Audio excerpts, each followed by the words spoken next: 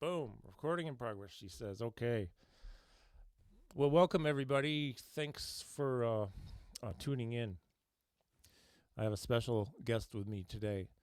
I've been following this gentleman for, since probably the early 70s, I'd say, maybe sooner. And it's been a it's been a great ride to watch your career, man. We're It's been talking, a long one. It's been a long one, Carl. oh man, from working with Harry James and so many different bands, and Sammy Davis and Frank Sinatra, all these different things. I really want to touch on all of this today. Plus, all the work that you're doing with, education in schools, Yes. scholarship fund for the nonprofit that you have, and of course, folks, I want to introduce my special guest. He is an icon and a legend in the world of music and drumming, and his name is Les DeMerle. How you doing, man? I'm fine, Carl. Thanks a million for having me today. I'm looking forward to the chat. Oh, me too. I've been looking forward to this very much. I'll just start by saying this. I first heard of you from my dad. This would be right around the first time I saw Buddy Rich was 1970. And I think by that time you had been with Harry James for a while.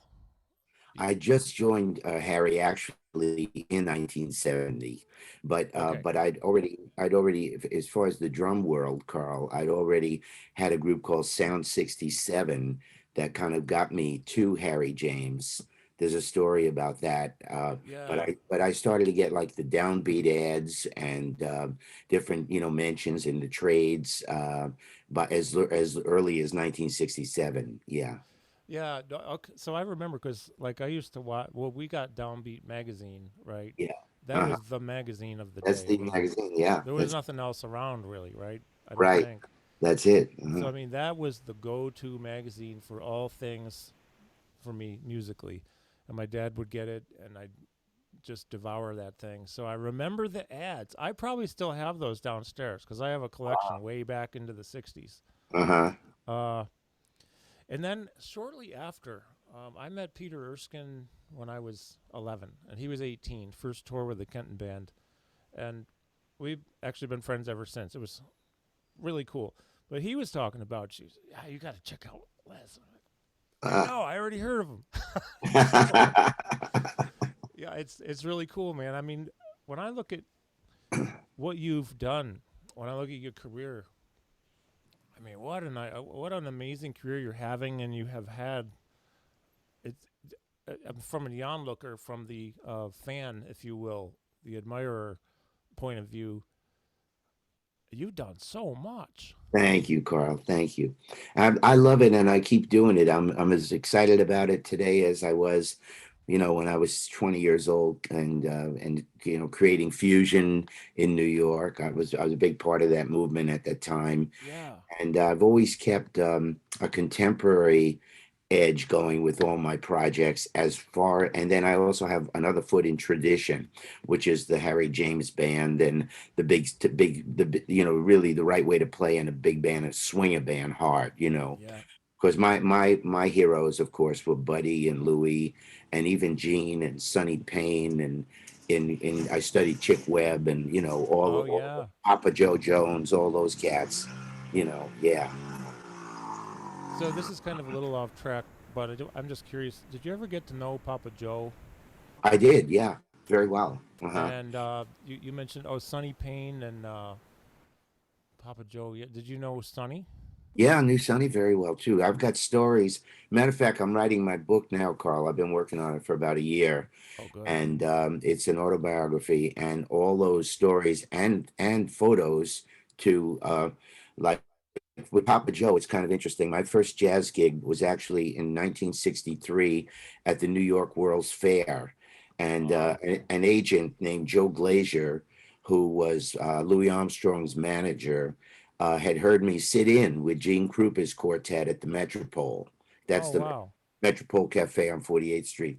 So anyway, I was 16 years old, and Joe kind of like took a liking to me, and he says, "Well, kid, if you could put a group together, I could book you at the New York World's Fair because they need a group to play opposite Gene in Oh the wow. afternoon. So you'd be playing Gene Krupa's drums in the afternoon. You don't can't but you can't adjust anything. It's Gene's kit, and then he'll come on at 8 o'clock. He's the star. So so I said, wow, this is major, because I mean, up to that point, I was just playing in a high school band. So I went Yeah. from there to a major jazz club.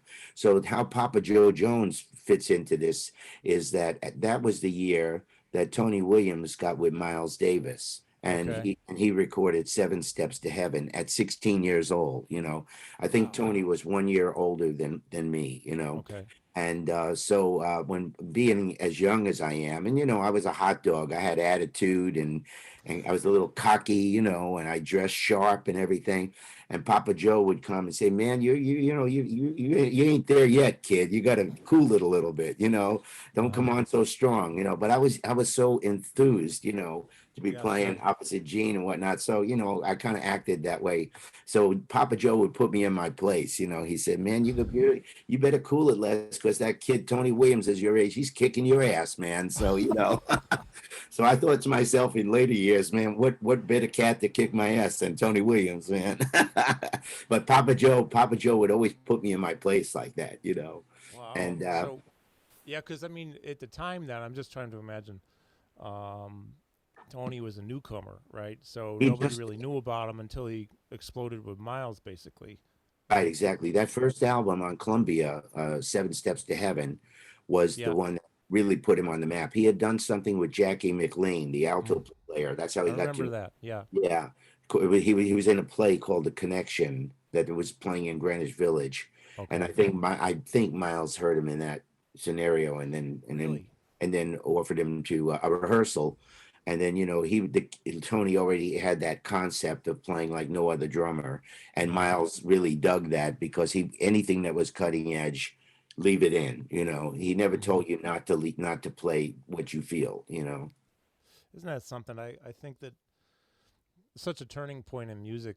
Well, there've been many turning points, right? But that Yeah. era was one of them, Oh, big time, big and time. in a lot of ways too. Not just not just the small jazz group thing, but stylistically moving forward, and then in the '70s with the fusion movement. Right. I Uh-huh. mean, that was Yeah. just that's actually kind of where I started. Buddy Rich was my hero. Peter Erskine, because I saw him with Stan Kenton, and then my seventh grade English teacher introduced me to, he called them Billy Cobham and Chick Corea. So I don't want to say Korea. That sounds wrong. Corea. So I'm into Cobham with the Spectrum album, and Yeah. whatever that other one with the guitar player who passed too early. Uh, Not Spectrum, but maybe Spectrum. Anyways, Return to Forever, and then of Yeah. course Mahavishnu and all this. So I went forward. Yeah.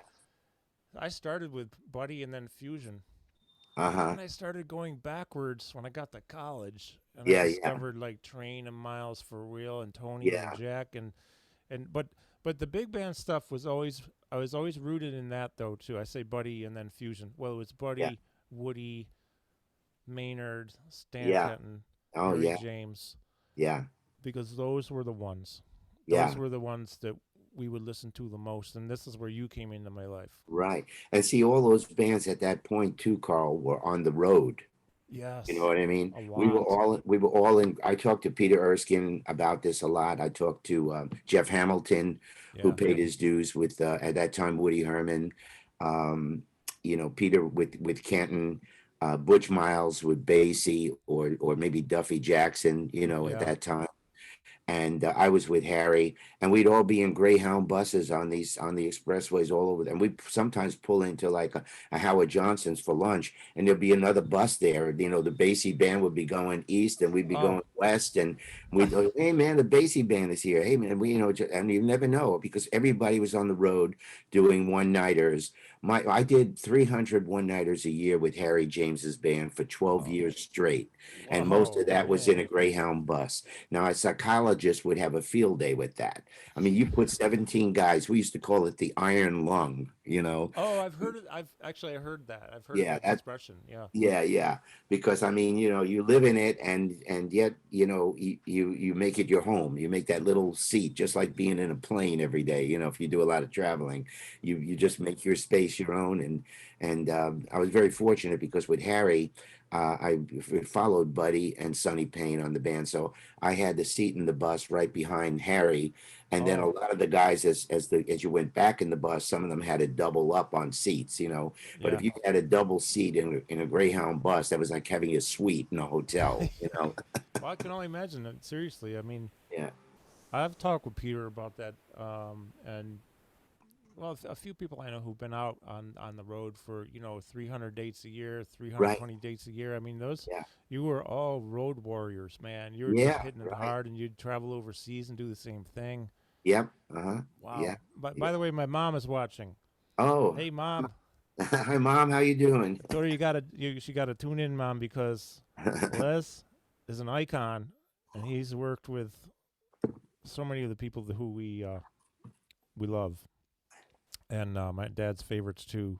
Plus, all your own stuff you've done over the years. Yeah, and we're keeping it going, Carl. Our new album is called Hot Night in Venice, and I've also been doing a bunch of cruise contracts, mostly for Royal Caribbean, Hmm. where I take out my jazz quartet with my beautiful wife Bonnie Isel. She's a great singer.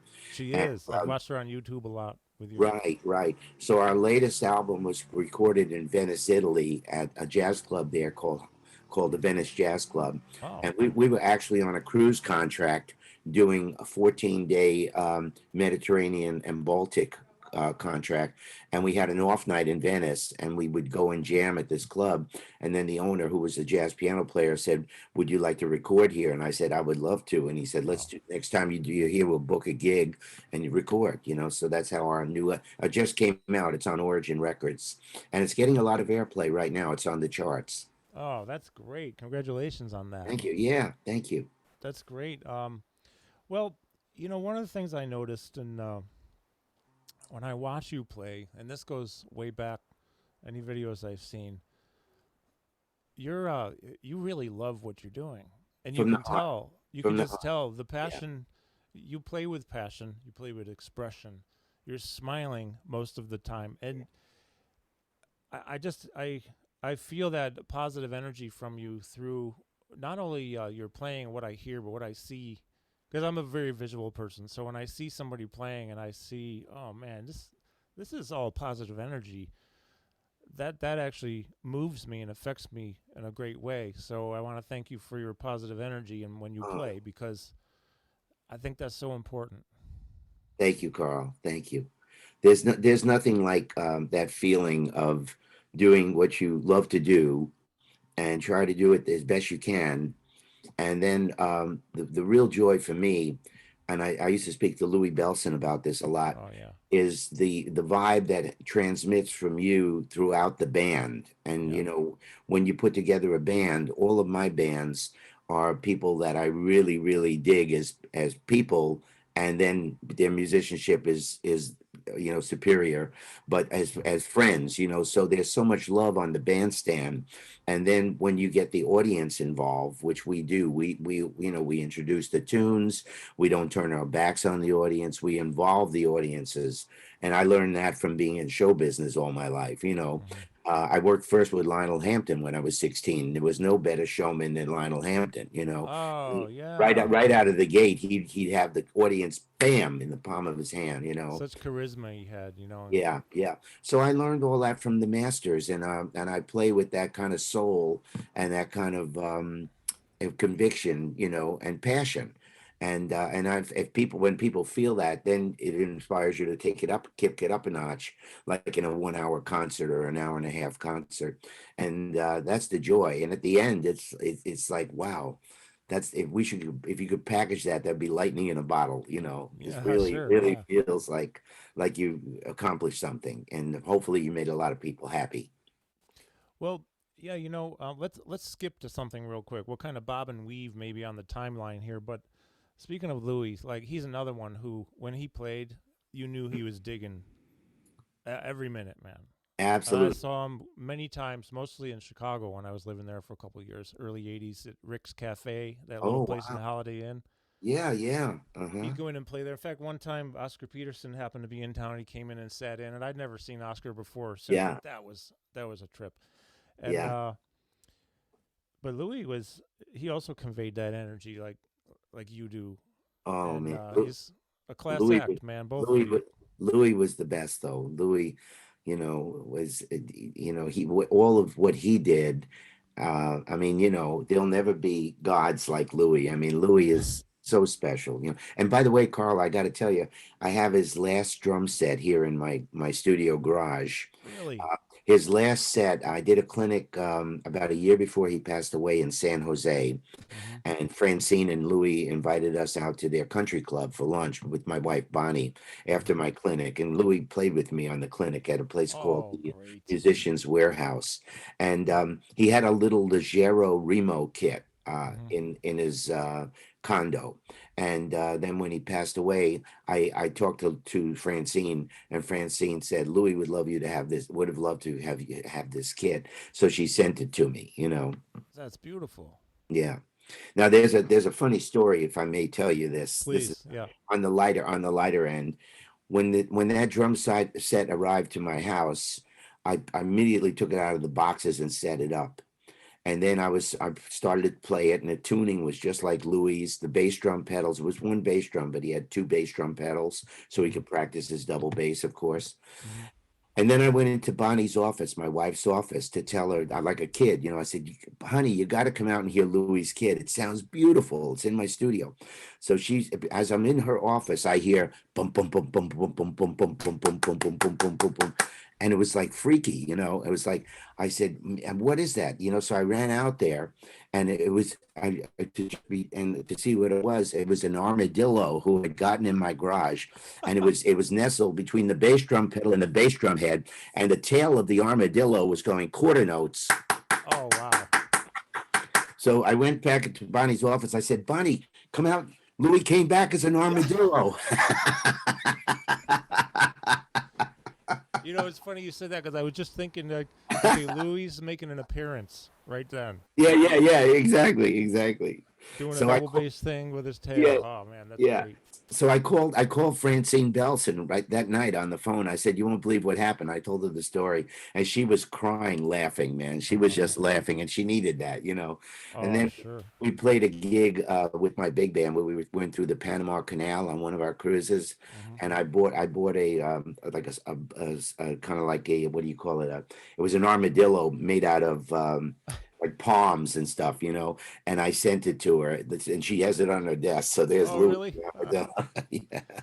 That's a great story. One of the things that I like, and people who watch these, one of the things they really like are stories. Oh yeah, And yeah, stories are that they rule.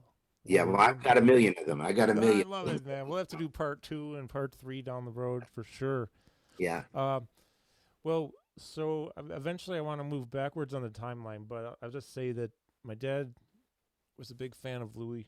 We went to see him, and it was funny. He drove up in a station wagon, like the family truckster kind of mobile from the Yeah, yeah. early '70s. Huge. I don't know what it was, Ford, Chevy, huge, by himself to this restaurant.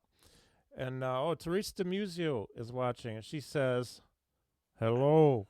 You know Teresa DeMuzio, Oh, of right, Lenny? course. Lenny DeMuzio. Hi, Teresa. Teresa.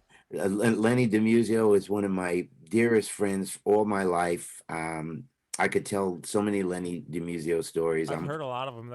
I'm I'm honored to be in his book. There's one in the book that's just hilarious in Tales from the Cymbal Bag. So you can Look at see it that. right there, right? Here you It's there. go. Yeah, there's a photo of me and Lenny in the You're book in this too. book. I wanted to make sure people know you're in Yeah, this book. yeah, I yeah, love Teresa. I really appreciate this so much. I still haven't gotten through the whole thing because I keep reading some of the same stories over and over because they're so funny or so yeah. interesting. I love this book so much. Lenny was the best. Lenny was the best. Well, so I saw her pop on here, so I want to say hello, Teresa, and we're gonna talk hopefully tomorrow. I owe you a call. I would like to talk. So early 70s. I'm like 9, 10 years old. Louis pulls up in a rented, or I don't know if it's rented, could have been his station wagon. I don't know where he lived. Uh-huh. By himself. We help him load in the drums. We're alone with him for like an hour and a half before anybody shows up. It was just so cool that he would actually talk with us and Yeah, be yeah, like, we're talking now. I mean, it's, yeah. and he was cool. We helped him load stuff in and this and that. He told us all kind of stories about Buddy Rich, Pearl Bailey, his wife, right, Oh, and yeah, yeah. just all kinds of things. So that was my first meeting, and that kind of sealed the deal on me being a Louis fan officially because he's so nice, right? Right, yeah, yeah, yeah, absolutely, yeah, yeah.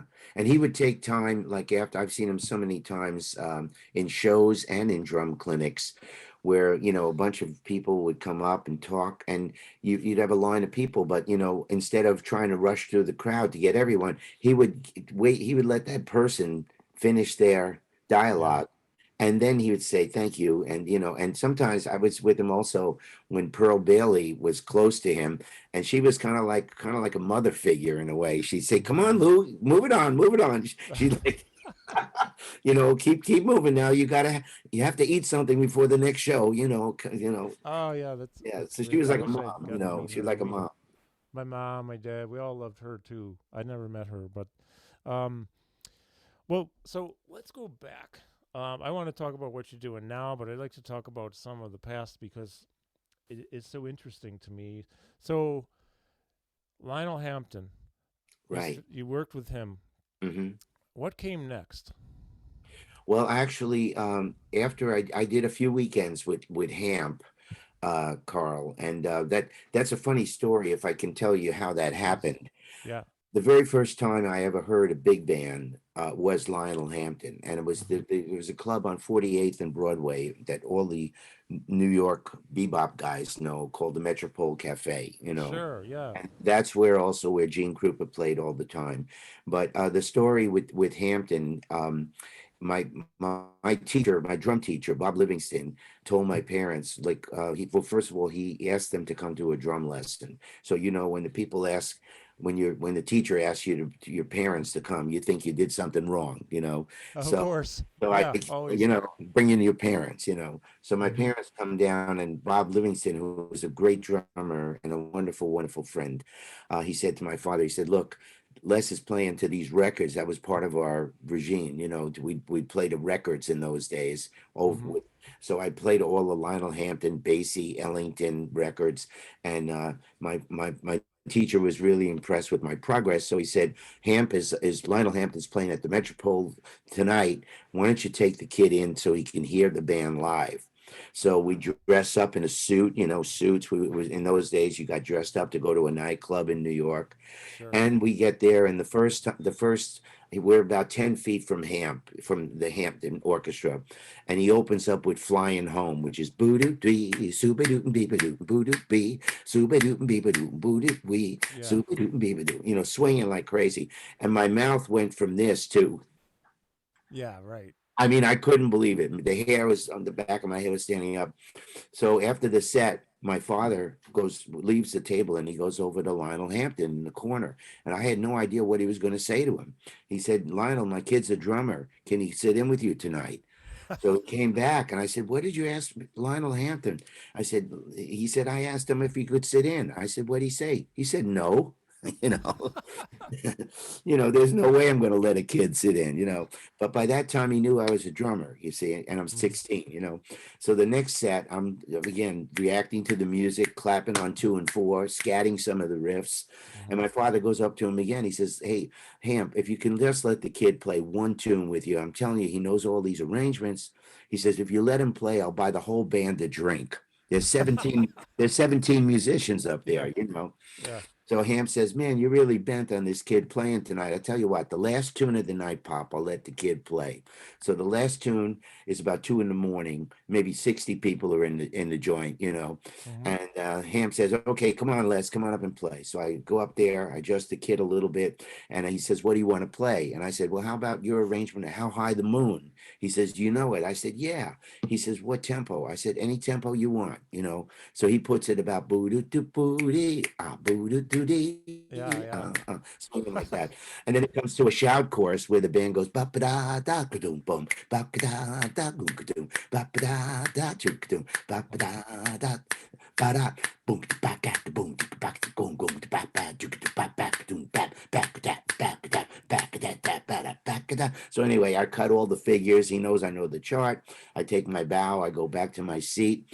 My father runs up to Hamp to talk to him. But before he gets there, Gladys Hampton comes over with a cocktail napkin and a ballpoint pen. And she says, Lionel wants your phone number just in case we ever need a substitute, you know. Whoa. So that was a big thumbs up. But the coolest thing was my father goes up to Hamp and says, Hamp, that was fabulous. Thanks so much for letting Les sit in. How much do I owe you to buy the whole band a drink, you know? So Hamp says, hey, Pop, that kid can play. Forget the band. Buy me a double. Yeah, that's great, man. What a great experience, right? Yeah, and that's the You big. had to be just like over the top excited, and I couldn't sleep for a week, Carl. I'm sure. You know, yeah, I'm sure. yeah. Speaking of Hamp, I'm just going to show you something, not to take you off track, but my dad did a little bit with him back in the day. So Oh man. Hamp's in the middle. My dad is the one with the bow tie, Oh wow. Uh-huh. and that was in Ithaca somewhere. And then actually years later they met up again. This might be in the early '90s, possibly. Uh-huh. My mom is in the white, and then dad, and then Hamp, and a friend of ours. Oh, that's sweet. Yeah. So yeah, Did like your dad play drums with him, Carl? Mom, if you're watching, text me because I don't remember the situation. I Yeah. feel like he did something with him on like a single night Uh-huh. basis, possibly in I Ithaca with a see. big band, or maybe Hamp was a guest. Yeah. I should know the story, and I don't know it. Uh-huh. Also, well, I mean, my dad had more talent in his right little finger than I had in my whole life in my body.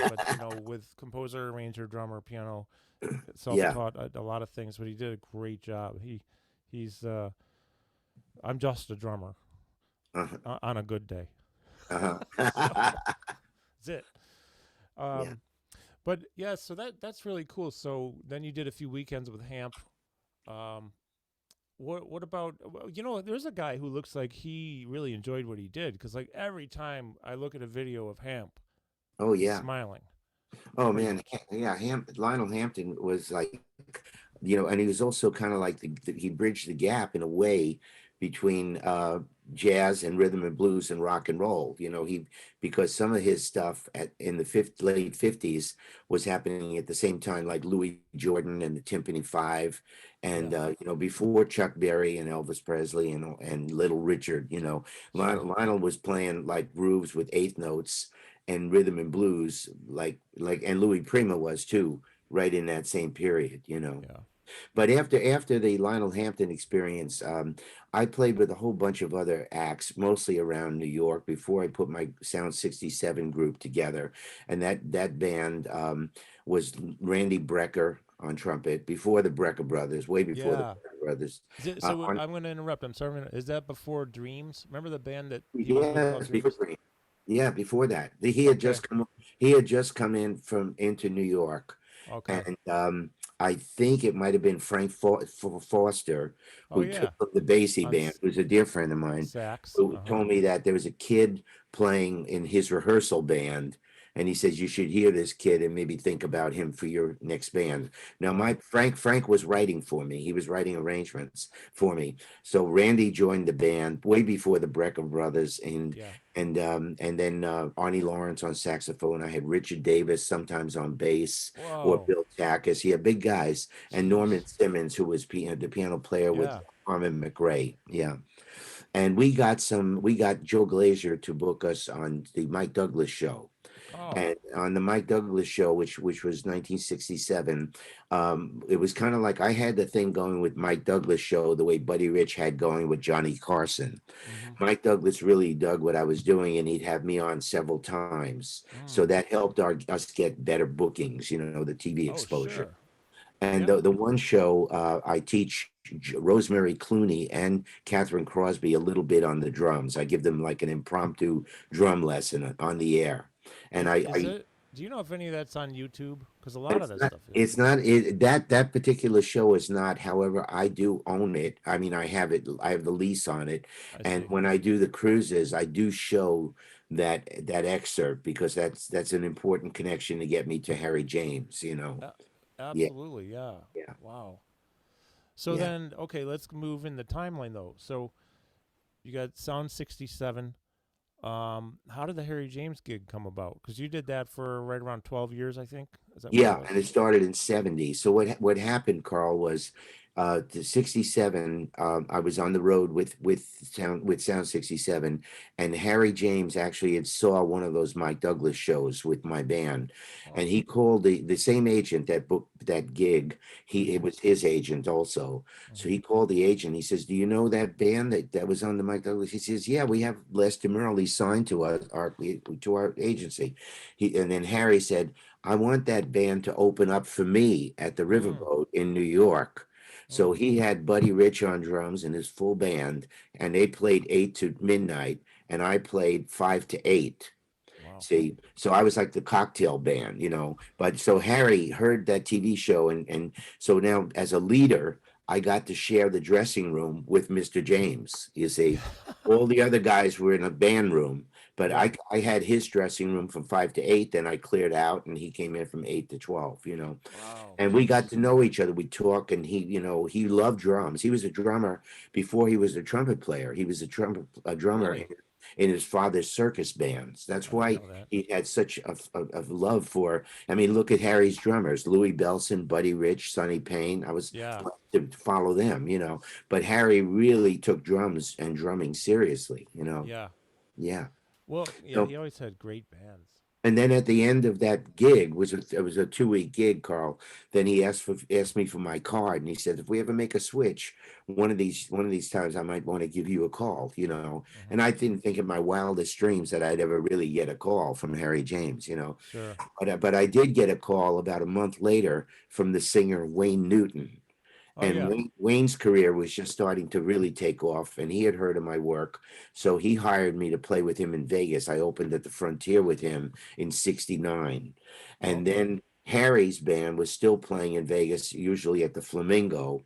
And so as I in between my shows with Wayne, I'd run down to say hello to Harry, and we stayed in touch. And then Right. about 6 months later, I got a call when he was in Lake Tahoe, and he said, "Buddy's leaving the band. Can you join me tomorrow night?"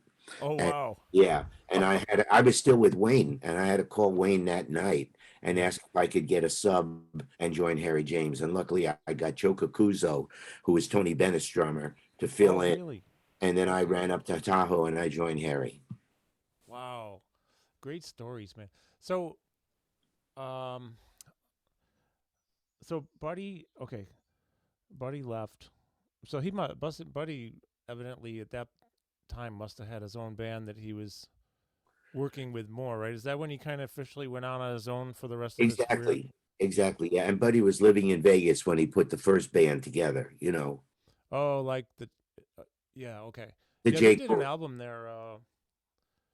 It's kind of a different album, but I really like it. It has green sleeves on it and some other stuff. And he has a guitar player on it, which he never toured with, I don't think. Yeah, But yeah, yeah. it's that one. Just keep the customer satisfied. Is it that one or Oh, no, but I have that. I have all that of it one? on That one vinyl. they did live at the Tropicana, and I Which actually played a rehearsal for that. really, Yeah, because Buddy would like to have drummers play the chart once, I've heard about that. and then he Yeah. listens, and then he comes up and he plays it flawless. So I was in Vegas with Wayne, and Jimmy Trimble, the trombone player on that album, called me and said, "Would you come in and just play one tune before Buddy?" I said, "Of course I will." And I can other, only imagine. I met him actually several times, but we're talking like 1 minute, two yeah, minutes, yeah, which yeah, seemed like at the time like forever, and like talking with God. right, And he was always really friendly. He had big hands. I remember shaking. yeah, His hands dwarfed my hands. Of course, yeah, mine aren't that big, anyways. yeah, But he was always very friendly to me yeah, every time. And I can only imagine what it would be like to be playing with his band on his drums for him, Yeah, so he yeah, could learn a song. yeah, yeah. I know Well, I it's mean, what was that like? I mean, what was? I've never talked to anyone who actually did that for Buddy, yeah. but I've heard the stories. Well, it's like you're in a different zone. You go up there and you're reading a chart, and then you really are like a rehearsal drummer. You're Mm-hmm. not doing it to. It's not like you're doing your thing. You're seeing some music for the first time, Mm-hmm. and then you play it, and then he hears it once only, and then he comes up and they rehearse it maybe once or twice, and that's it.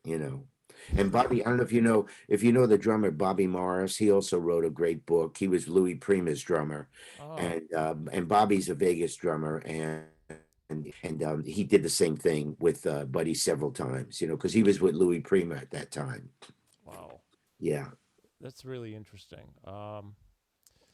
I don't mean to. I don't want to get off topic of talking about you. This is what this is about. But I do. I just want to say there's one video I saw recently, and I think it might have been part of a documentary about Buddy, where he's rehearsing the band without a drummer right. and telling them, if you can't swing without me, you Yeah, can't swing. yeah, And yeah, I know that was like a phrase he used a lot, but it was really interesting to watch him walk around the band and just kind of almost like conducting in his own way. yeah, yeah. I And seen there's that no video. drummer, and the band is kicking butt, but Yeah, he wasn't satisfied. No, yeah, you can swing harder. You can swing harder. And, yeah, he would drive them, and because the standards were so high. yeah, yeah, And yeah, I remember seeing him one night when he had pneumonia. yeah. He looked horrible. Uh-huh. And honestly, I don't think I've ever seen him play better than that night. And all I can say about that is my experiences when I've been real sick and had Yeah, to do a gig, yeah. everything goes into playing because I can't even think about anything else. And I think I might even play better sometimes when I'm sick. Yeah, I know. I've But been there too, Carl. I've been there too. I get it. it's an interesting phenomenon, sort of. So, wow. So then, okay. So you leave Wayne Newton, you join Harry in Lake Tahoe. Is that where Right. you join? Okay. Yeah. You got now. This begins a 12-year stint, a Yeah. 12-year period of time. Right. That had to be cool. Yeah. Well, see, what happened, Carl, from there is once I joined Harry, by the way, that rhythm section that I first joined Harry with was Red Kelly on bass Whoa. and Jack Percival on piano. And Okay. that's the same rhythm section that had played with Buddy the entire time that he was with Harry James, which is about 6 or 7 years. He Yeah. was with him quite a while in the Wow. 50s. And so anyway, so those guys really became like my kind of like my second fathers. We hung out together, we grooved together as people, and then on the bandstand I really learned how to play in that band from that rhythm section.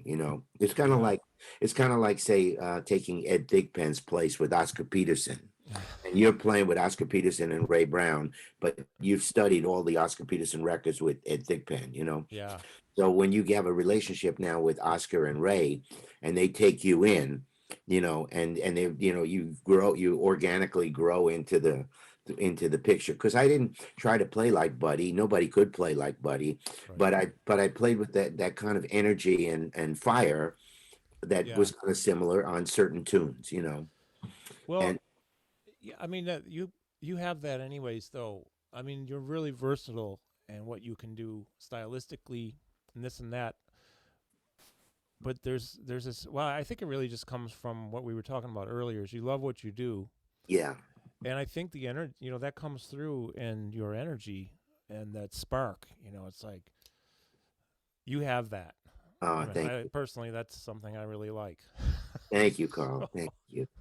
yeah, Yeah, and I think even if people don't understand how it works, not that yeah, I actually understand anything, but yeah. they feel it though. They feel it. Oh, of course Yeah, they feel it. Yeah, they'll yeah, feel it versus somebody who might be playing very well, but isn't engaged yeah. passionately or doesn't. Maybe they're bored, Right, right, exactly. Yeah, which is yeah. actually one of the reasons I stopped playing years ago because it wasn't fair. I would pretend to be engaged and not be, and that's actually a disservice. So I needed to stop and regroup, I see. and at some point I'll restart. Uh-huh. But I just learned last year I was a breech baby, so I've done everything backwards in my life accordingly. Seriously, Cool. mom, right? I've Cool. done everything back. I did all the wrong, stupid, bad stuff for decades, and now I'm finally getting it together, sort Uh-huh. of. Uh-huh. But yeah, I mean that the energy is important. Very, very, yeah. Instead of just a gig because you got to pay a bill, and a gig just Right. that people know the difference. Maybe not consciously, but they'll feel it. So Right. but now let's move forward and please talk about anything you want between then and now. But one Okay. of the things I really love that you're doing is I'd love to hear more about the cruise business because you've been doing that for quite a Yeah, while, yeah, and yeah. also this whole the nonprofit that you have. Yeah, Amelia Island And Jazz Festival. Yeah. yeah, and the things that you have going on with schools because I think that that's something that is that was big a long time ago. When Right. you had Like this clinics. Dan Kenton Clinics. band camps, and then Kenton would always be out on the road looking to do a clinic, maybe the Right. same day of a gig, right? Right. But a Uh-huh. lot of those bands were doing that kind of thing, and I feel like it's gotten lost, partially maybe because of money and this and that, and now of course the pandemic. But still, Yeah. you're making it happen, and you've got this nonprofit for scholarships. So, I mean, you pick, but I'd like to talk about all that stuff. Okay. Well, Carl, if I can, let me just go back to the Harry James band because Yeah, I'm gonna make these connections so you can see the time. yeah, that'd be great. Following Harry James's gig, um, I was still living in New York, but to be on the band did a lot of West Coast work, and the office was in Encino, California. So I Mm-hmm. moved to LA. And when Mm-hmm. I moved to LA with Harry, where most of the tours emanated from, I wanted to start more of like my Spectrum band, which I did. I did an album in New York called Spectrum. By the way, 4 years prior to Billy Cobham's album. Oh, My okay, album called Spectrum came out in 1969. His came out in 72 or 73. You know. okay. So they're different. Mine is actually a fusion album. It's a jazz fusion album. So I had this music. I'm with Harry James, and now I'm in LA. So I opened up a nightclub workshop called the Cellar Theater, and I started my band Transfusion. Oh, And cool. even though I was playing with Harry James, I was playing. I had people in the band like Eric Marienthal, who later went with Chick Corea. Yeah. I had Bunk Gardner from the Mothers of Invention. Oh, wow. Uh, Jaco Pastorius sometimes would sit in with us, Oh, and I had the Robinson brothers who played keyboards and bass. okay. And so anyway, we did 5 albums in the Transfusion groove. Mm-hmm. That's when I wrote the drum books, Jazz Rock Fusion Volume 1 and 2. And Okay. those were published by Bob Yeager out there in California. Mm-hmm. Now they're with Hal Leonard, and Modern Drummer actually wants to buy them from Hal Leonard and try to put them out on Modern Drummer now. Oh, great. Yeah, So Dave a friend, Frangioni. yeah, who's Yeah, also such a he's nice also guy. and he's also a student of mine. I taught him when he was 16 when I played Oh, I for saw a Austin. picture of you guys together at the Right. Chicago Drum Show Yeah. recently, and That's then he also posted another one with you back then. yes, yeah, Ah, yeah, okay, I get yeah, it. yeah, yeah. And there's So another photo I saw of Peter Erskine photobombing yeah, in your club.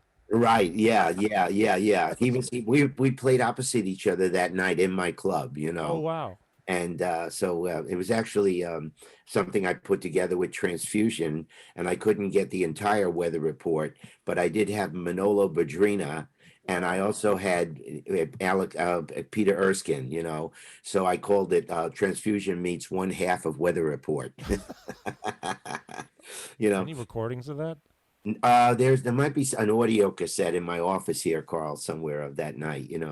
But anyway, so I had the fusion thing going and the Harry James traditional thing going. Yep. And then when Harry passed away in '83, I figured, okay, I've done everything I could now in LA, so I moved back to New York. And when I Mm-hmm. got back to New York, I did a few cruise contracts for some of the New York agencies and got a taste of what it's like to play jazz on a ship. Mm-hmm. And then I had an opportunity to play in Chicago, and because I went back actually on the road with Wayne Newton for 1 year, Mm-hmm. and while I was in Chicago, an agent offered me a supper club gig where I could play jazz. And then I hired my wife, Bonnie Eisel, Mm-hmm. as a singer.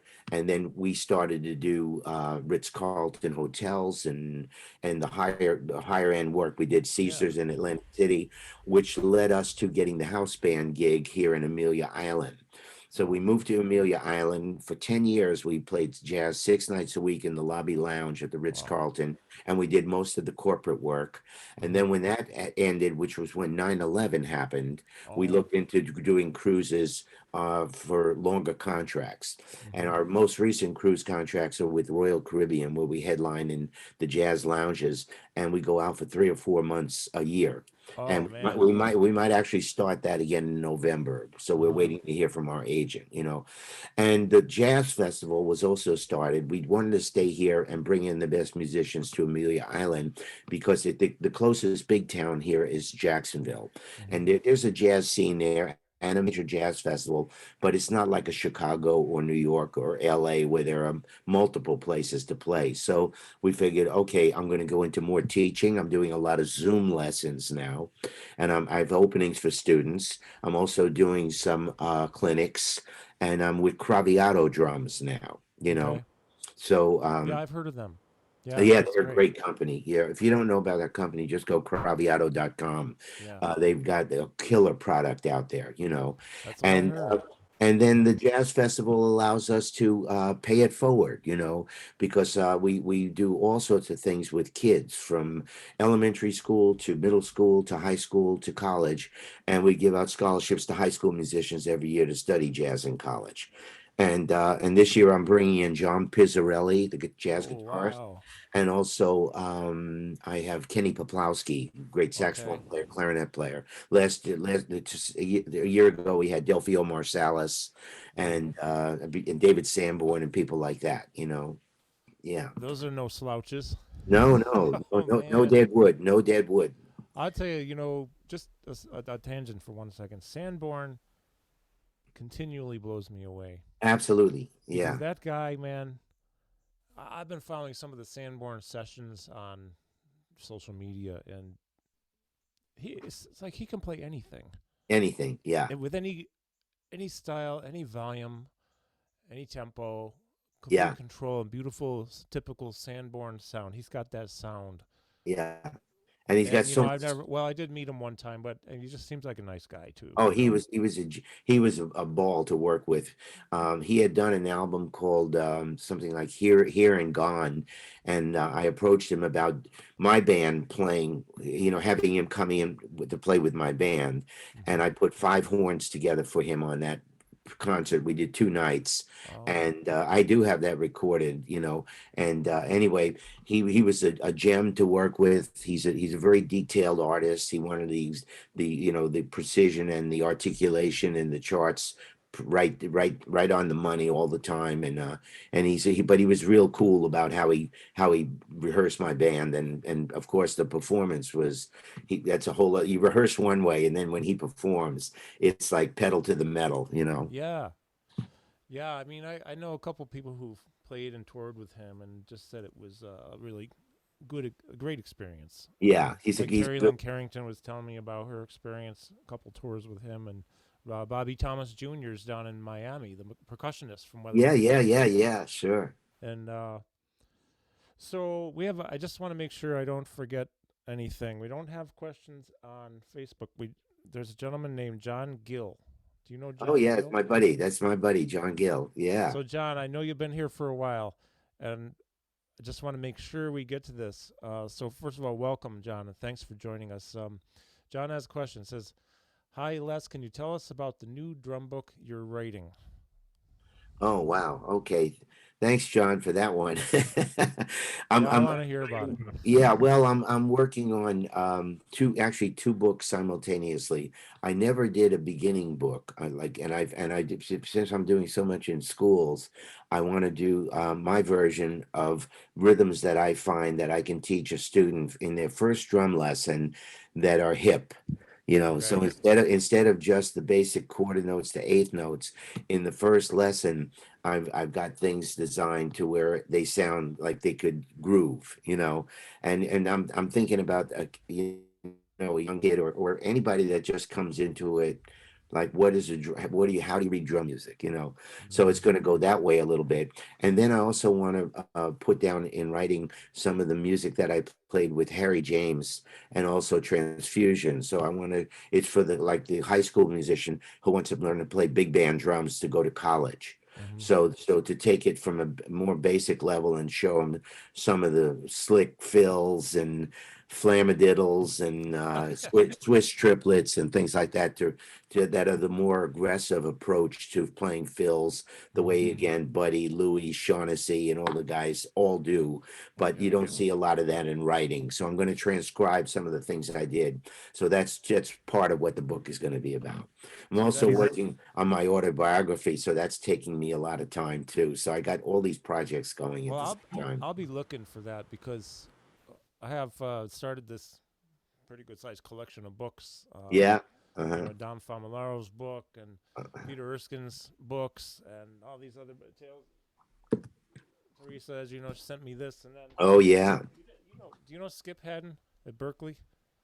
I Skip I Haddon. think I do. Yeah, I know the He's name. got Yeah. this, you know, used to be Oh. called the beat, the body, and the wait, the beat, the body, and the brain. Uh-huh. Which is really cool how he intertwines the three Yeah, in the yeah, subject. But just all these, the Virgil Donati book, the Louis Belson books. I mean, the stuff I yeah. have, and I'm Oh man. really, as I eventually make my way back towards playing, it's not just the books with the written notes in them that I can practice stuff from, but it's the Yeah. stories that go with them, because a lot of times the stories teach me as much or more than the notes do about approaches, concepts, energy, dynamics, whatever, space Yeah. between the notes. I talk that about that a lot with Erskine and with Skip Haddon, the space between the Right. notes, Right. Yeah, yeah, sure. That's what that can create. Quincy Jones used to say about Count Basie. He says it's not the notes, it's the rests, you know. Yeah, You know, sure, sure. you know what I mean? It's that space in between, and then when you come in and articulate that next, you know, you got to feel the time. Yeah, In other words, the time. and that just helps to swing the band too, right? I mean, it Sure. just Yeah. Yeah. um so I'm can't wait to when these books come out. You'll post about it, I'm Oh, sure, right? absolutely, Carl. Good. Yeah. Yeah. And then we'll know where to get them. Right. Yeah, thanks for that question, John Gill. I appreciate that. um I must tell you too, real quick, Carl, that John is a very fine drummer from New York. He's a new friend of mine, but I mean, we're reacquainted friend, but we go back about 30 years because when I was teaching in Long Island, he was one of my drum students, oh, like in the 70s, and now he's also got his drum studio together. So he's helping me put mine together out here because, to do the Zoom lessons, we try to do the best sound we can, and there's got to be video on your hands and on your bass drum pedal and all yeah. that. So I'm trying to get to that next level, and So he's the a big, multiple camera setup, right? yeah, I bet Being he's able to helping me a little switch. bit. Yeah. I'm a novice at that, man. I'm just trying to get into it, but I really do want to do more Zoom lessons and take advantage of being able to reach the world with the internet now. So it wasn't that way, when we started in the 70s and 80s. You Oh had to no. go on, you had to, like, we do what we did, get on the bus, and I played drum clinics almost every day that of the week that I did a tour with Harry James. Yeah. So we booked the clinics and the times we were playing that night. Yeah. Um, I think there's a lot to be learned from the pandemic too, because I was traveling around the world extensively and teaching my neuromotor training workshops, if you will, um, teaching the physical therapists and occupational trainers, people with Parkinson's, whatever. And we were forced into teaching online, and you know what? It actually works. And Uh-huh. so I invested in a nice microphone. I don't even have the soft light boxes on today because the sun's coming in the window, but Yeah. a decent, halfway decent backdrop, because I Uh-huh. want to have decent audio, decent sound. But the cool thing is though is that I can stay home and I can teach this stuff. I can call you up and say, "Hey, Les, can you give me a lesson?" Yeah, And you yeah. can. I mean, it's so Yeah, cool, sure, right? Because sure. I mean, a lot of people were doing this before the pandemic, but I think we've learned now that we can do a lot without having to leave our homes, and that's Yeah. kind of cool. Yeah, yeah, yeah. it's Yeah. kind of I miss the interaction of the people, but I actually don't miss the travel on the plane part. Right. I Right. like planes, but only for like 20 minutes, and I'm ready to get off. Yeah, I get it. And Yeah. I Yeah. ain't getting to Rome or London in 20 minutes. Yeah. Yeah. Yeah. Yeah. So it's cool though. I'm glad you're doing that because I mean you have so much to share. Yeah. So if people want to take a lesson from you, I want to make sure we talk about this. How do Yeah. they reach you? What's the best way? Well, the best way is just to email me my email is ldmm@bellsouth.net. Okay. And ldmm@bellsouth.net. I also have a Facebook fan page, Hmm. and you can message me through Facebook. Okay. And we also have a Squarespace, lesdemerle.com, and I can get Right. That's a nice site too. I've thank got it up right here. Yeah. and I can get messages from there. I mean, I've got it pulled On up on that my site, phone, but Carl, you can see. yeah. That's So it. That's it right there. lesdemerle.com. lesdemerle.com. Just go there. Great picture of you and your wife there. Thank you. Yeah. By the way, she's great, man. I've Oh, watched a lot of videos of the two of you. Well, together with your yeah, band, yeah, yeah. I can't remember what song I was watching the other night. You were playing. It's one of my favorites. It's a Latin type of feel. Was she singing it? Yeah. It's probably What a Difference a Day Made, That it's not or that I love that one, but it's a different one. Wuji Bebe, or One Note Samba, or she does so many Brazilian tunes. Black Orpheus, you know. Black Orpheus. Oh, was it That's that the one? one. Yeah, yeah, yeah. Yeah, That's it's our, just one of those ones I've loved. yeah, it's a I always great, love playing that one too. yeah, yeah. Uh-huh. So on the page here, folks, there's a contact button, right? So you go to contact, and then you can fill in your information and Yeah, send, that's and right. then Les will get your message. So I would encourage people who are interested, get in touch with Les, take a lesson. Yeah, yeah. Seriously. And I love to teach, Carl, and no matter what the level is, it does, it could be a beginner to an advanced player, Hmm. it doesn't matter. I love teaching all the levels, all the styles. I was watching an interview. You've done a lot of interviews. So again, I appreciate you taking time for me. I'm just a guy who's passionate about learning from people who are Yeah, passionate about playing good music yes, and who yeah, have an approach towards music that is to, let's say, deliver something to people so they enjoy it. They get good feeling from it, And what yes, else is music for? I mean, I guess you can use it for a lot of things, but I'm a little guy. You've been out with some heavies doing interviews, so uh, to have you with me is a real honor. it's my pleasure, Carl. But I appreciate also what I've learned about you from about your teaching from Yeah, other interviews because you can tell you like to do that too, and I think that's really important when we study with somebody, whether it's your physical therapist or it's your personal trainer or it's your language teacher or it's your drum teacher. yeah, They need to like doing it yeah, yeah, for exactly, you to get the best lesson. exactly, And they exactly. need to know stuff, but they need to like it too. Right. Well, the cool thing is too, there's just something that got posted on my Facebook fan page from Glenn Cochi, who's a pretty famous rock player, Yeah. and he really did a beautifully heartfelt uh, tribute, kind of about what it was like being a kid studying with me, because the thing is, we teach all what we know, our experiences, so I might have taught him something like I heard again Papa Joe play, and then I'll say, well, what if you do it like Papa Joe but Simon Phillips, some weird kind of combination like that, and then I'd come up with my own little mix on that, and whether it be a rudiment or a rhythm or an odd time phrase, and Glenn would take it. He was a very brilliant student, and then I'd have him do homework and say, okay, now write me 12 bars based on that lesson, your Oh, own. cool. And he'd come in and would take him to the next level, So, and we've remained friends all these years. And now he's doing clinics opposite me, like at the Chicago Drum Show and stuff like Oh, that. wow. And the same thing with Famularo, I taught Dom years ago. Oh, really? Yeah. I love him. He's He's another one who's so Yeah, he's passionate. You know, I just mean, that guy has the great energy. You know, absolutely, absolutely, yeah. you, him, Louis Belson are like I think three of the most passionate people I've ever. I say known as Uh, not that we know each other necessarily, but I still feel it from. I don't have to know somebody to feel that.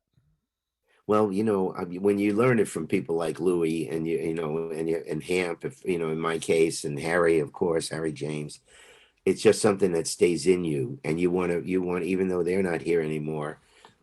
Every time I play, I think of how blessed I was to have had the opportunity to learn from them, and I Yeah. want to pass that on because that's something that's not around a lot.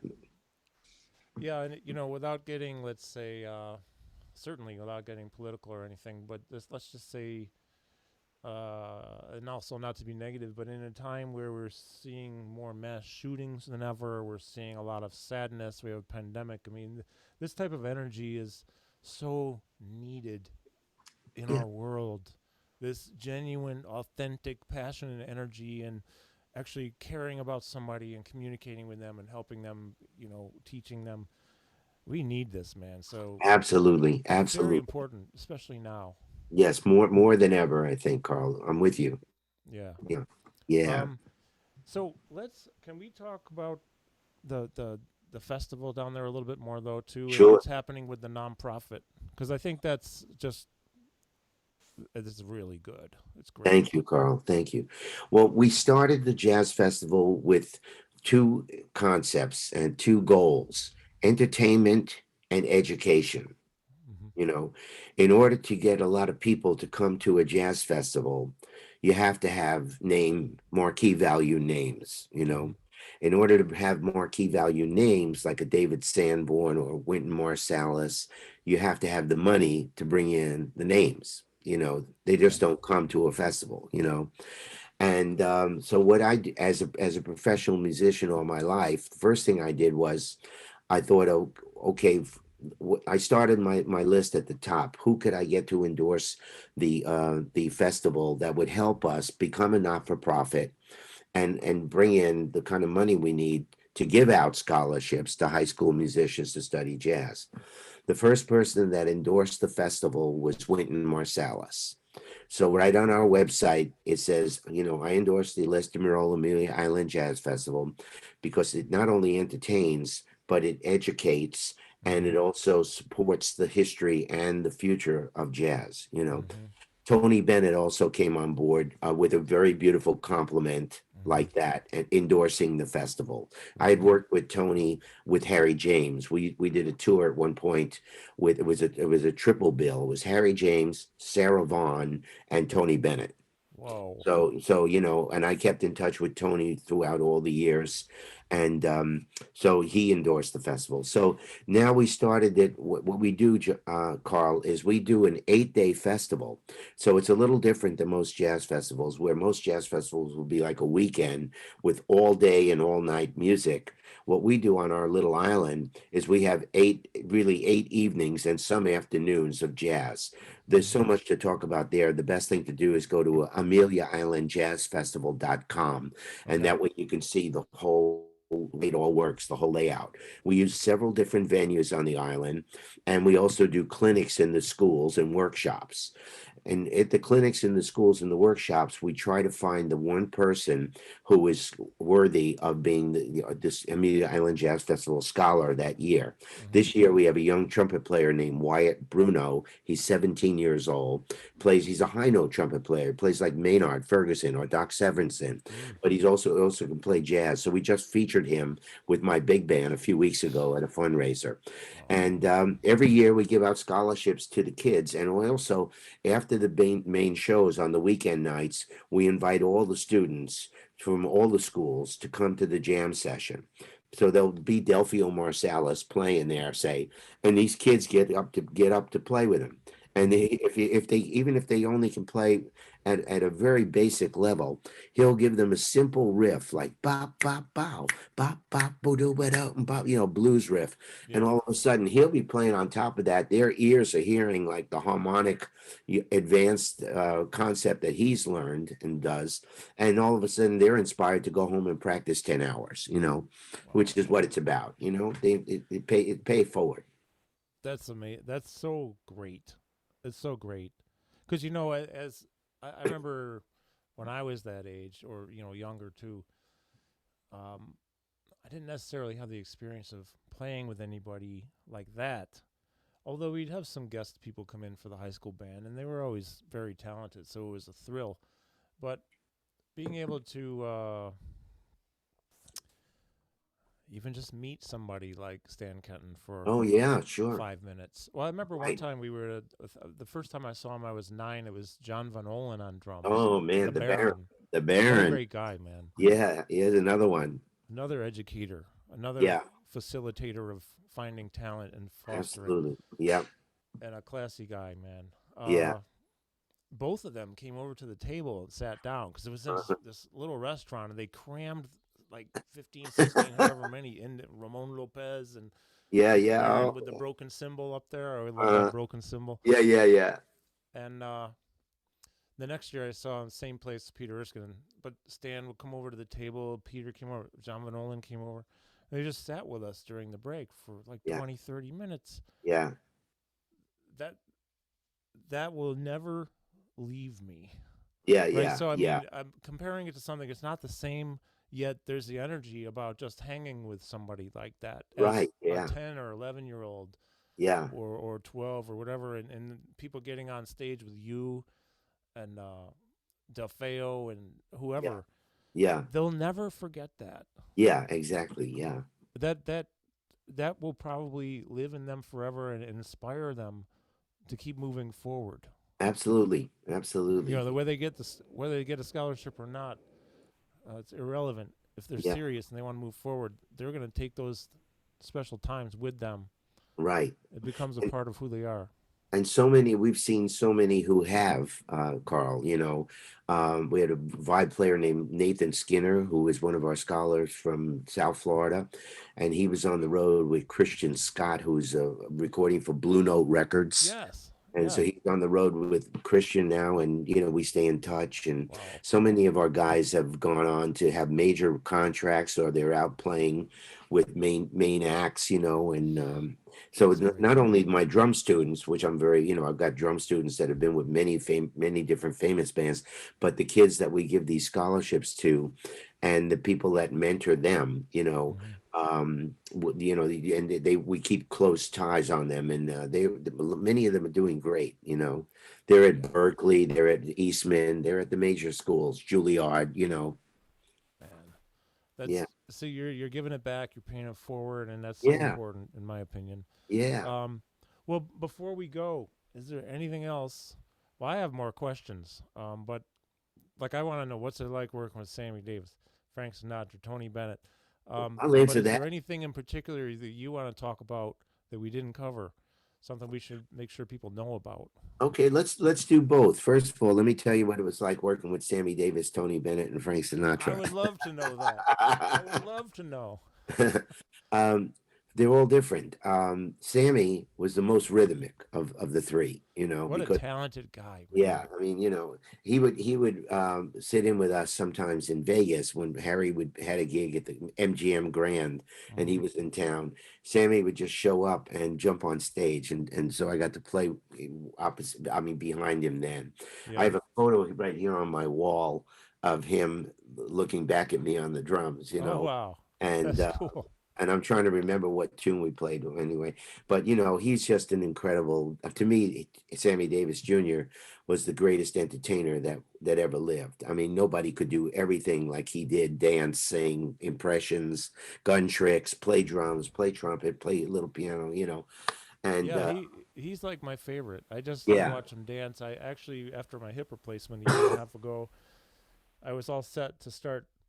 Nobody knows this. Mom you would know this. I was gonna start tap dancing Oh lessons. man, great. That's Is great. because I've been watching all these Sammy Davis things, and I thought, well, I teach movement and how good movement it is for the brain and the body. Yeah, I said, well, yeah, I'm gonna yeah, yeah. and coordination and this, and so I didn't do it because then the pandemic came, and my teacher, Right. she was a student at the university. She went back home. So, Yeah, anyways, I'm sorry, but Sammy was my main inspiration for wanting to do tap. yeah. And Tony Bennett, of course, the ultimate pro, you know. I just love Tony. I mean, he's 93, I think, this year. Yep. And he got a little health issue, I hear, Yeah, but he does. Yeah. but up until we heard him just about 2 years ago, and he did a great show in Jacksonville. We hung out with Harold Jones, his Oh, drummer. You know, oh he yeah, yeah, he and sure. I go back. He's also in his late 80s, and they were getting on a plane the next day to do another one nighter. I mean, they're acting like they're 20 years old out there. You know. And so Tony, but of course the chairman of the board, Frank Sinatra, I got to play with him on a John Denver special. There's Oh, somebody just posted one of the tunes I played with him this week. oh, It's either on YouTube or if it was one of my students. If I find it, Carl, I'll send it to you, send it over and and I'll post it and tag you you. could Yeah. post it. Yes, Mm-hmm. I play the first tune that Harry ever played, Sinatra ever sang with Harry, called "All or Nothing at All." Oh, That was sure. that was the first hit in 1939. So it was like kind of like a revised what do you call it, when they get both come together again, you know. Yeah, sure. And then so we did this on TV at a John Denver show. So I got to play Indeed. behind Frank, and Frank was just something else, you know, the ultimate pro, you know. He, I mean, I never saw him. I wish that I had actually, but seemed like he must have had just this huge presence, just even being around him. He's one of those Yeah, yeah, guys. absolutely. When he, I'm you know, sure they all do, but Frank just seems like he might have had the biggest presence. I don't I know. think so. When he walked into that room that day, the studio, it was kind of interesting. We had Nelson Riddle's band, and we had a version of the Oh, Tommy Dorsey band, and then we had Harry James's band, all three big bands set up, and we were all going to play a few tunes with Frank, you know. But wow. when Frank came in, and also Count Basie was there too. He just played a little bit on All of Me Okay. with Frank, you know. And that was kind of a funny story because he was playing All of Me, and Frank was kind of goofing with him, joking with him a little bit, and he clammed on the note me. He goes, "All of me," instead of hitting ba da da, he went oh do you know, like that. And then Frank said, "Stop it! Did you hurt yourself?" You know, and he broke the whole three bands. Everybody just broke up, man. You know.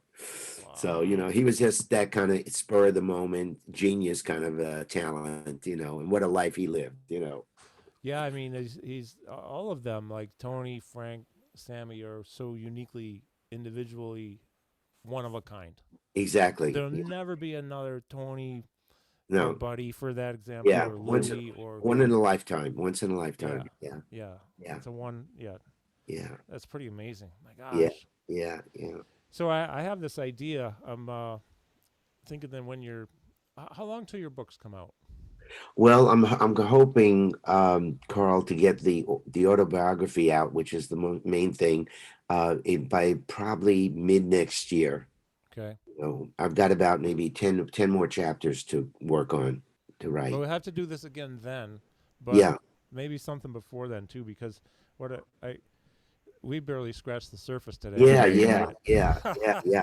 Maybe around the jazz festival. Our jazz festival is October 3rd to the 10th. oh yeah, let's do And that. you know, there'll be a lot of excitement leading up to that. And in a few months I'll be able to give you the rundown of the exact artists and the schedule and all that. And again, maybe, you know, sometime we'll do something where I'll play a little bit live on the show or I would something love like that. that, or I'll play a video and I'll talk about what that experience was like, you know. I would love that. And yeah, speaking of the festival, it's right around that time I'm supposed to be probably in the. And now it's way south of you, but Fort Lauderdale, teaching my stuff.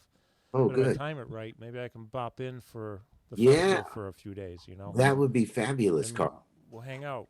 Yeah, take you to dinner or something. yeah. Love that. Love that. Yeah, Love that. yeah. Drive up the coast and just hang and listen to great music. That Yeah, would be really cool. yeah. Um, well, I actually I don't want to go, but I do need to go soon because I need to meet with somebody and do my work. But this has been such a pleasure, Les. Oh man, thank you, Carl. I had a Really ball enjoyed too. meeting you and talking with you. And you know, it's funny sometimes when I haven't met somebody yet, I have this idea of how I think it might be. Yeah, I yeah. don't really concentrate too much on it, but this is exactly how I thought it would be, plus better. Not that I thought it would be anything less than great, but your energy comes through your. I'm telling you, energy comes through when you play, Thank you. and I think when you kind of rehashing this again a little bit. When you look at Louis, you look at you look at there's certain Dom Famularo, Lionel. I mean, I never met Lionel. My parents did, but Yeah. I know Dom, and I got to see Louis. And there's certain people like before you meet them, Uh-huh. you know how they're gonna be, and you're great, man. I knew Ah, you'd be great, and I'm so honored to have you on this today. Thank you. thank you so much, Carl. Thank you. Thank Real you. pleasure. So what we'll do is you and I will stay in touch. This particular version will stay on Facebook, probably eternally is how it works. And then I'll get we'll discuss the modified version where I insert some clips. Yeah, All let's right, do that. so let's go Let's back do and that. forth with some emails and figure that Okay, out. And in a few days, we'll get that up on YouTube, and then I'll post and tag you, and people can get to watch and hear you too. beautiful. Okay, let's do that. Yeah, Great. Carl. All right. Thank you, Les, again for joining me. I really appreciate it. Thank you, Carl. Have a great one. And thank you, John Gill. Thank you, Teresa, Mom. Um, there are other people who I can't scroll up high enough, but thanks everyone for joining. I had a blast. And we'll be in touch, all right, my friend? Okay, we'll see you. Take care. You got it, See you, man. Take Carl. care. Okay, see you, Carl. Bye Bye. bye. Bye bye.